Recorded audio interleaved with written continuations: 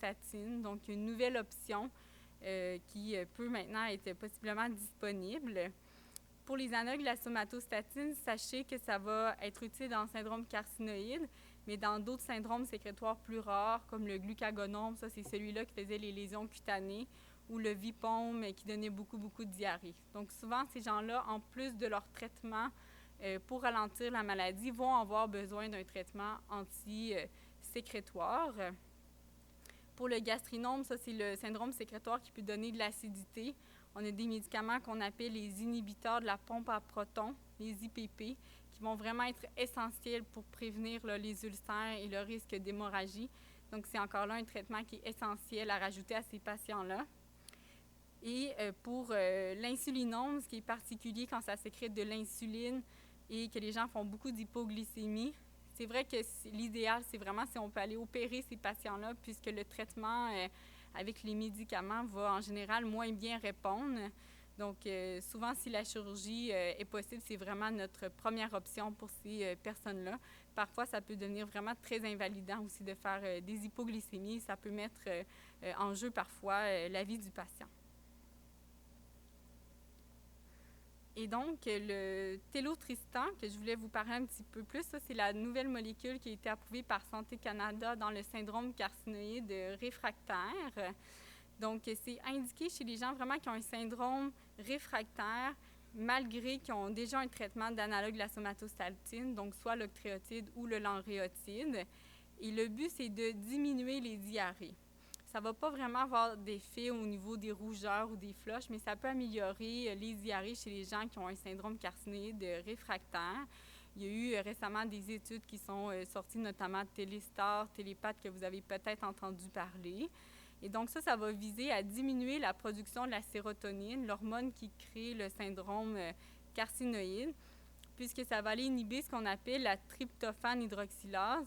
En fait, c'est que dans la production de la sérotonine, cette enzyme-là vient faire la production de sérotonine. Donc, si on vient la bloquer avec le médicament, va s'en suivre une diminution de sécrétion de sérotonine et c'est comme ça que le médicament va fonctionner. En général, c'est un comprimé qui est pris 3 fois par jour, qui va être combiné aux analogues de la somatostatine. Donc, c'est vraiment quelque chose qu'on rajoute. Et en général, dans les données qu'on a, c'est quand même un médicament qui a été bien toléré. Il faut surveiller quelques éléments, entre autres le bilan du foie, mais règle générale, c'est quand même bien toléré. À noter que ce traitement-là, c'est vraiment visé uniquement anti-sécrétoire et ça n'aura pas d'effet sur le ralentissement de la progression de la maladie. C'est vraiment pour le syndrome sécrétoire purement.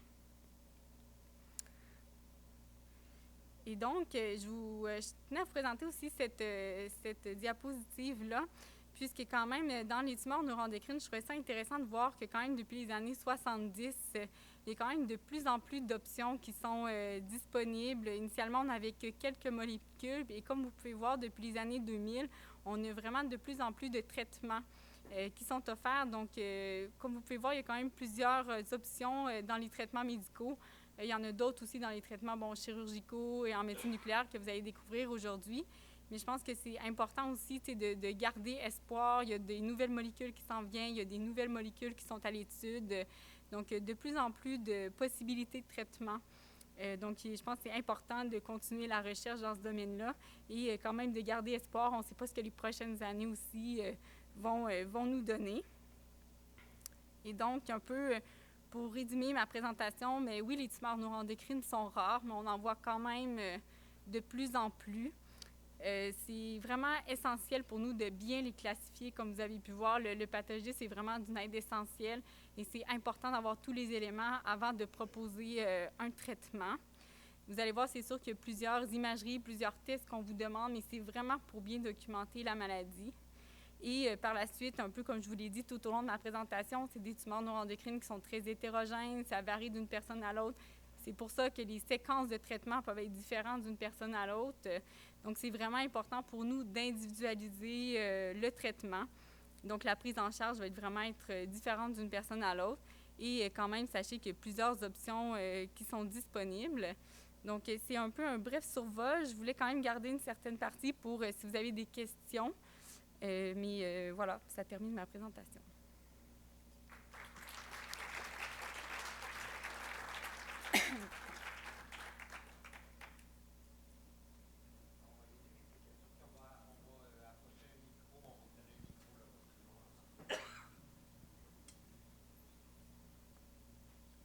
Merci. Bonjour, moi je suis patient. Le volet que j'aimerais pouvoir faire éclairer un peu plus, c'est ce qu'on appelle la prise en charge médicale. Nous, le patient, quand on arrive, c'est celui sur qui on tombe. Or, ça peut être un oncologue, ça peut être un endocrinologue, ça peut être un médecin où, moi, dans mon cas, c'est intestinal, donc c'est un gastro-entérologue. Finalement, la prise en charge est par un chirurgien, mais la chirurgie est faite. Est-ce que lui va suivre toujours? Ça semble être le cas, mais comment ça se fait qu'on s'accroche à un chirurgien? On voit bien, puis c'est évident que le soutien d'équipe, on le voit là, on le voit à TV, mais nous, comme patients, tu ne vois jamais l'équipe complètement. Euh, Comment ça se structure ça? Puis est-ce que c'est par chance qu'on tombe sur celui-là? Mais c'est une bonne question, effectivement, que vous posez. Effectivement, quand vous arrivez dans le système de santé, il y a beaucoup de choses, effectivement, qui se font parfois que vous ne voyez pas. Puis c'est important pour vous d'être rassuré sur la prise en charge que vous avez. En tumeur neuroendocrine, encore là, ce qui est particulier, c'est que plusieurs domaines, si je peux dire, peuvent prendre en charge la tumeur neuroendocrine. Je pense qu'il est surtout important, c'est d'avoir quelqu'un qui connaît la maladie. Parfois, c'est des chirurgiens, parfois, c'est des gastro-entérologues, parfois, ça peut être des endocrinologues. Donc, c'est encore là vraiment très varié. Moi, j'ai fait de ma formation complémentaire en tumeur neuroendocrine en Europe et c'était aussi un peu la même chose. Les gens peuvent être pris en charge par différents professionnels. Donc, souvent, c'est un professionnel qui va, si je peux dire, prendre en charge la globalité du dossier. Mais en général, par exemple, si la personne a besoin d'un traitement de chimiothérapie, puisque c'est en général les hémato-oncologues qui prennent en charge ce type de traitement-là, souvent, transitoirement, vous pouvez aller voir un hématologue qui peut vous suivre transitoirement ou conjointement avec le médecin principal. Si vous avez besoin d'une chirurgie, souvent le chirurgien va intervenir. Je vous dirais qu'en général, comment ça fonctionne dans plusieurs centres, c'est que souvent, si quelqu'un a une tumeur neuroendocrine, on se questionne sur la meilleure option à adopter. Il y a ce qu'on appelle dans les centres des comités de tumeurs où sont réunis plusieurs spécialistes, les radiologistes, les gens en médecine nucléaire, les oncologues, les gastro-entérologues, les chirurgiens, tout le monde, et on va discuter des dossiers. Et là, tout le monde ensemble, réunis à la même table, on discute quelle est la meilleure option de traitement pour pouvoir vous rediriger au meilleur endroit pour faire votre traitement. Donc, c'est pour ça, effectivement, que souvent, il y a plusieurs personnes. La personne qui va vous suivre au long terme, je vous dirais, peut varier effectivement d'une place à l'autre, mais c'est un peu une des particularités, entre autres, des tumeurs neuroendocrines, que ça peut être différentes spécialités, si je peux dire. Est-ce que ça répond à votre question?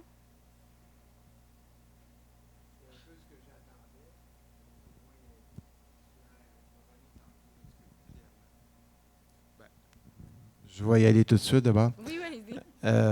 Puis en fait, c'est peut-être, je ne sais pas s'il y a des gens de CNET ici, mais je pense que ça s'adresse à CNET. Moi, dans mon cas, je dois dire que il y a peut-être 1 an de diarrhée et de recherche auprès de mon généraliste que j'ai depuis 15 ans. Une tonne de tests, mais jamais un scan officiel. La minute, je suis rentré à l'urgence, gastro-entérologue de vue de suite, puis c'était pas une petite, c'était une grosse masse. Donc, au moment du diagnostic, il y a dans le milieu médical général, à mon avis, au niveau du net, une défaillance. C'est pas tout le monde qui est vraiment allumé. Dans mon cas, je suis le premier cas de mon médecin qui a quand même 50 ans avec ce type de cancer-là. Ma question, c'est, et je reviens à ça, un endocrinologue, un médecin nucléaire, un chirurgien, il y a pas, est-ce qu'il y a moyen d'aller vers une identification plus claire d'une forme de spécialité? Comme mettons, moi, mon médecin qui est chirurgien, il est vraiment allé faire une spécialité chirurgicale en neuroendocrinie. Bien, c'est pas ça qui apparaît sur sa plaquette, puis c'est pas ça qui est le plus reconnu. Tu le trouves par hasard, parce que dans le milieu médical, on m'a dit, va voir lui, il est là-dedans. Là. Y a-t-il un moyen, puis je le vois sur les sites où on recherche, là, qui est ton médecin, où tu vas. Plusieurs, on est comme bloqué au niveau d'un médecin qui ne comprend pas tout à fait ce que c'est. Y a-t-il un moyen, puis probablement que vous le faites, c'est net, mais d'être encore plus clair là-dessus, puis peut-être éventuellement même de créer une spécialité qui est neuroendocrinienne, pas juste endocrinienne. Ou est-ce que l'endocrinologie peut se spécialiser plus clairement là-dessus, compte tenu que ce cancer-là est en évolution? C'est sûr que je suis assez dans les tumeurs neuroendocrines, effectivement, puisque c'est des tumeurs rares, un peu comme Comme je le présentais, c'est effectivement pas rare qu'il y ait un certain délai de diagnostic. C'est sûr qu'on essaie de faire de plus en plus d'éducation, mais il reste que ça demeure des tumeurs rares. Donc, effectivement, c'est assez fréquent que les gens se présentent avec des symptômes puis qu'on cherche des fois qu'il y a plusieurs délais. Je vous dirais, dans différents centres, c'est vrai que c'est pas nécessairement toujours affiché que telle personne est spécialisée en tumeurs neuroendocrines. En général, je vous dirais, c'est dans chaque milieu, il y a certaines personnes qui ont fait une formation complémentaire ou qui sont plus intéressées au sujet, qui vont suivre plus les patients. Donc, souvent, il y a quelqu'un qui va le découvrir. Ensuite, on essaie de rediriger la personne à un spécialiste qui est plus... qui a plus d'expérience ou qui en suit plus. Mais je suis d'accord avec vous, c'est pas encore parfaitement organisé, mais je pense qu'on essaie de plus en plus d'organiser les choses pour que ce soit plus facile pour vous de vous y retrouver, là. Oui. Mm. Bonjour, mon nom est Thérèse, conjointe de Jean Boilard.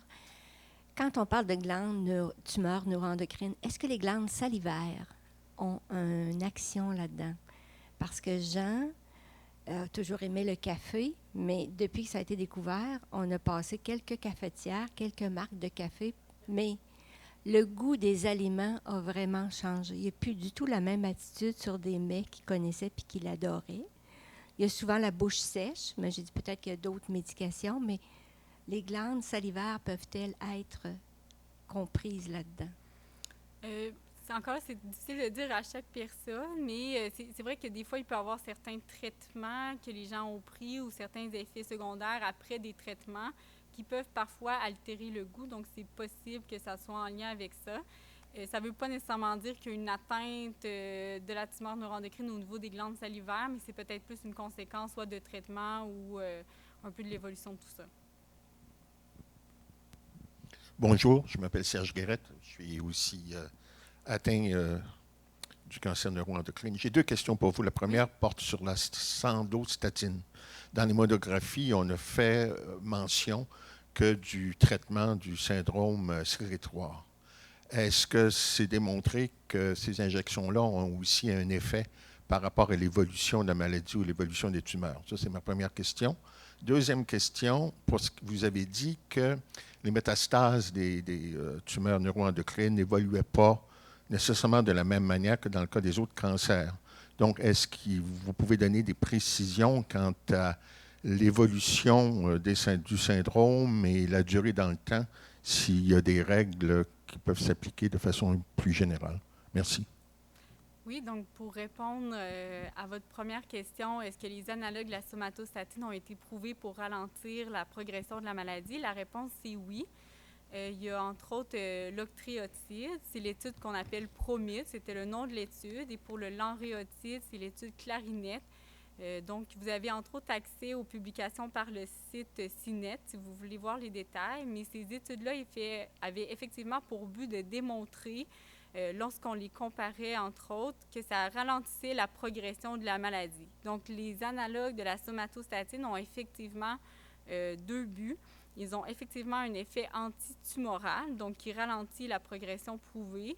Et même chose au niveau sécrétoire, ça a été aussi prouvé dans des études que ça réduisait les diarrhées et les rougeurs. Et donc, pour votre deuxième question, à savoir la maladie métastatique, toujours difficile de faire des généralités. Ce que je voulais surtout souligner, c'est que parfois les gens, on leur dit vous avez une tumeur avec des métastases. On pense souvent, par exemple, au cancer du poumon métastatique ou quelqu'un qui a un cancer du pancréas qu'on a vu dans notre entourage où il y a eu une évolution parfois fulgurante en termes de semaines et de mois, alors que les gens qui ont des tumeurs neuroendocrines métastatiques peuvent parfois vivre plusieurs années, voire des dizaines d'années avec des tumeurs métastatiques, d'où vraiment l'évolution qui peut être parfois très différente comparée à d'autres types de cancers métastatiques. De rien.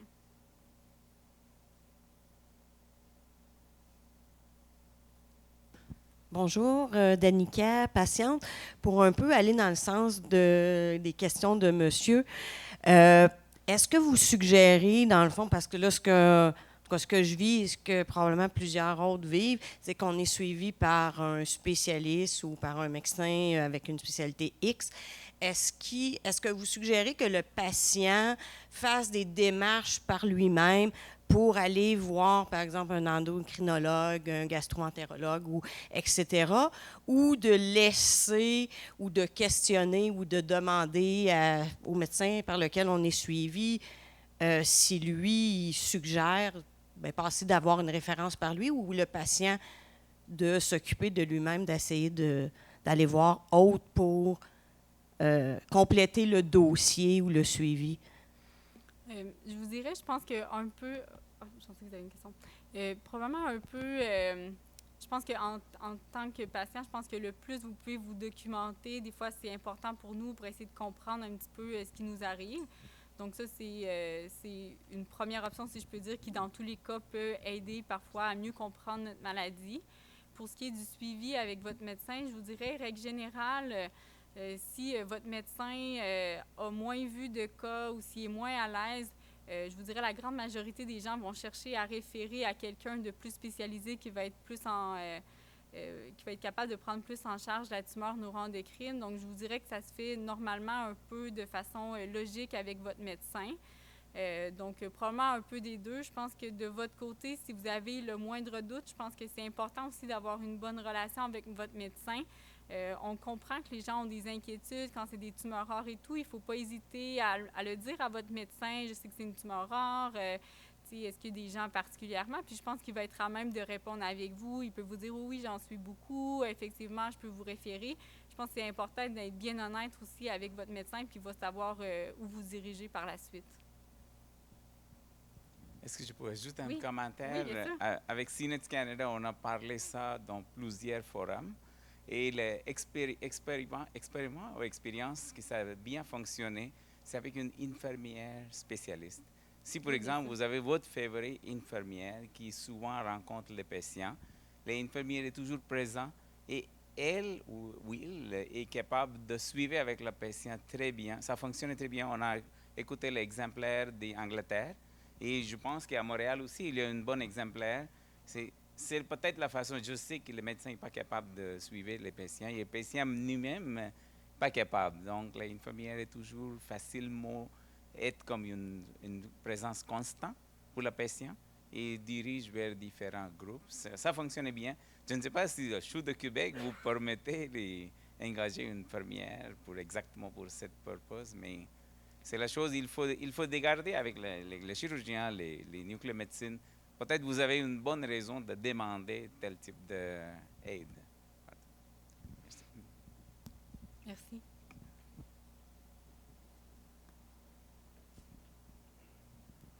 Bonjour, je suis Violaine, je ne suis pas la patiente, c'est mon mari qui est le patient. Juste pour clore cette discussion-là, quand nous, on a eu le diagnostic il y a 1 an, la première chose qu'on a fait, c'est qu'on s'est joint à des groupes de support. Et comme je travaillais à Ottawa, que mon mari était à Montréal, on est allé au groupe de support à Ottawa, on a rencontré des gens. Et à Montréal, où on a rencontré des gens. Et tout ça nous a beaucoup, beaucoup nourris. On a découvert des symptômes qu'on ne connaissait pas. Alors, le chirurgien nous disait, on va attendre, on va la regarder. Puis quand on est revenu, on a dit, oui, mais il y a des flushings. Ils ont dit, oui, mais pourquoi vous ne me l'aviez pas dit, tu sais? Oui, mais on ne savait pas, nous, que c'était un symptôme. On pensait que c'était comme une ménopause, là, tu sais. Moi, j'en ai. Fait que lui en a. Fait que on est rendu à l'âge, puis c'est normal, comprenez-vous? Fait que vraiment, les groupes de support sont super importants. Il y en a dans la plupart des grandes villes. Moi, ma question, c'était, j'aimerais ça comprendre la relation entre la sérotonine, la somatostatine et les histamines, qui semblent être quelque chose qui devient difficile à digérer quand on a soit des traitements, soit la maladie. C'est 3 hormones. Mais comment est-ce qu'elles vivent ensemble? C'est quoi leur relation entre elles? Est-ce qu'il y en a une? Oui, bien, en fait, effectivement, les tumeurs neuroendocrines, encore, c'est pas pareil d'une personne à l'autre, mais leur particularité par un peu leur différenciation de où est-ce qu'elles viennent, peuvent sécréter plusieurs hormones, dont effectivement l'histamine en fait partie, la sérotonine. Je vous dirais la somatostatine, donc entre autres qui est les analogues de la somatostatine qu'on utilise, c'est que ce médicament-là a comme fonction d'aller se fixer sur les récepteurs des cellules et va empêcher la sécrétion de plusieurs hormones. Donc, pas juste la sérotonine, mais aussi l'histamine. Dans le Vipom, par exemple, qui est plus rare, va empêcher la sécrétion. Donc, cette hormone-là, les analogues de la somatostatine, quand ils vont au niveau des récepteurs, va bloquer la production d'hormones. C'est comme ça qu'elle va fonctionner. Pas tous les hormones, parce que vous avez vu que c'est pas tous les syndromes sécrétoires qui vont répondre, mais pour plusieurs hormones, c'est comme ça que ça va fonctionner.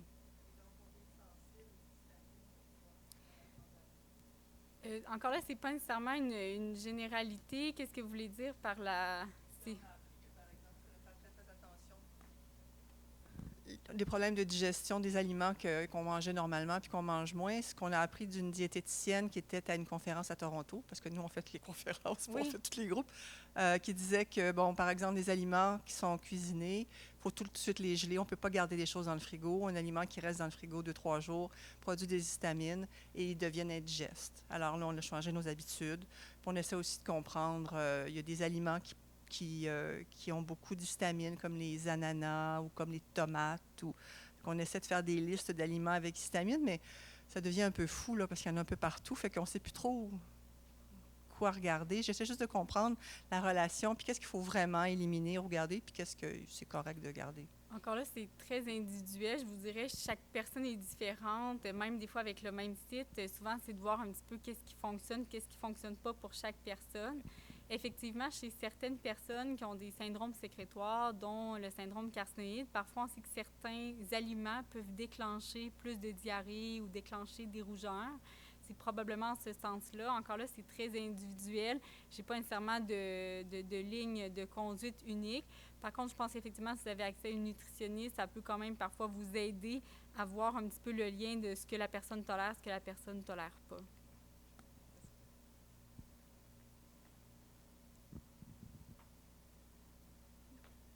Bon, bien, je vous remercie.